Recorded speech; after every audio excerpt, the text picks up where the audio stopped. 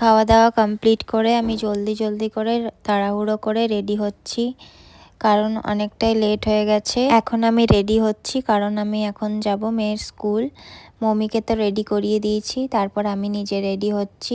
আমি শুধুমাত্র মুখটা ক্লিন করে ক্রিম আর সানস্ক্রিন অ্যাপ্লাই করেছি, আর কিছু অ্যাপ্লাই করিনি। তারপর আইব্রো পেন্সিল দিয়ে হালকা করে আইব্রোটা ড্র করে নিলাম, তারপর হালকা করে কাজল লাগিয়ে চুলটা এখন বেঁধে নিচ্ছি। যখনই আমি কোথাও বেরোই তখন আমার মানে মেকআপের মধ্যে, মেকআপ না, আমার থাকবে হচ্ছে কাজল আর লিপস্টিক, এই দুটো আমি সবসময় ইউজ করি।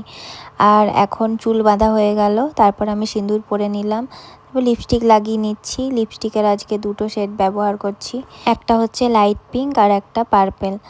তো লাগিয়ে খুব সুন্দর একটা কালার এলো দুটো মিক্স করে।